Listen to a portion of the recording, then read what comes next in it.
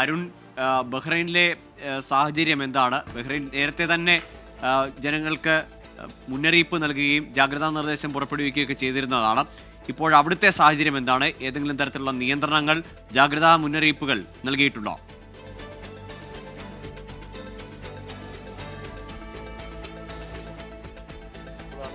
അല്ലാതെ കൃത്യമായ ഔദ്യോഗികമായിട്ടുള്ള ഒരു മുന്നറിയിപ്പുകളൊന്നും തന്നെ ഈ ഒരു വിഷയവുമായി ബന്ധപ്പെട്ട് UAE ഉൾപ്പെടെയുള്ള രാജ്യങ്ങൾ നൽകിയിട്ടില്ല എന്നുള്ളതാണ്. പക്ഷെ ബഹ്റൈനിൽ സ്ഥിതി ആ ഒരു സാഹചര്യത്തിലല്ല. ബഹ്റൈൻ വ്യോമപാത അടച്ചിട്ടുണ്ട്.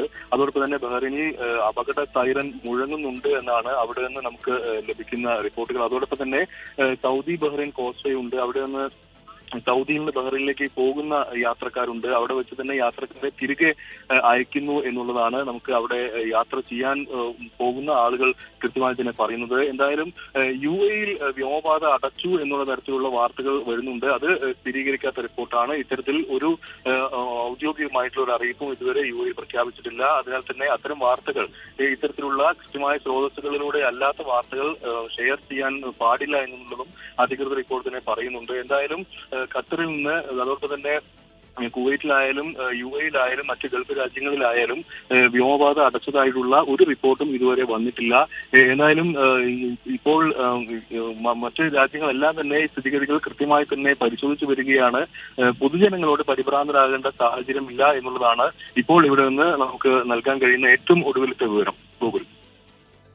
ശരി, ഇപ്പോൾ വിമാനങ്ങളുടെ വിമാനയാത്രയിൽ ചില മാറ്റങ്ങൾ വരുന്നുണ്ട്. അത് സംബന്ധിച്ച വിവരങ്ങൾ കൂടി പ്രേക്ഷകരിലേക്ക് എത്തിക്കുകയാണ്. തിരുവനന്തപുരം ബഹ്റൈൻ തിരിച്ചു വരികയാണ്. ഖത്തർ എയർ സ്പേസ് അടച്ചതിനെ തുടർന്നാണ് 10 മണിക്ക് തിരുവനന്തപുരം വിമാനത്താവളത്തിൽ നിന്ന് പുറപ്പെട്ട തിരുവനന്തപുരം ബഹ്റൈൻ വിമാനം തിരികെ എത്തുന്നു. ഒപ്പം കൊച്ചിയിൽ നിന്ന് നാളെ പുലർച്ചെ 4:15 ഖത്തറിലേക്ക് പുറപ്പെടേണ്ട ഖത്തർ എയർവേസ് വിമാനം റദ്ദാക്കിയിട്ടുണ്ട്. ഒപ്പം വൈകിട്ട് 7 ഖത്തറിലേക്ക് പുറപ്പെട്ട ഇന്ന് വൈകിട്ട് 7 ഖത്തറിലേക്ക് പുറപ്പെട്ട എയർ ഇന്ത്യ വിമാനം മസ്കറ്റിലേക്ക് തിരിച്ചുവിട്ടു എന്ന വിവരം കൂടി വരുന്നുണ്ട്. അപ്പോൾ ഏറ്റവും ഒടുവിലായി വരുന്ന വിവരത്തിൽ തിരുവനന്തപുരത്ത് നിന്ന് പുറപ്പെട്ട ബഹ്റൈൻ വിമാനം തിരികെ തിരുവനന്തപുരത്തേക്ക് വരികയാണ്. ഒപ്പം വൈകിട്ട് 7 മണിക്ക് ഖത്തറിലേക്ക് പുറപ്പെട്ട വിമാനം മസ്കറ്റിലേക്ക് തിരിച്ചുവിട്ടിട്ടുണ്ട്.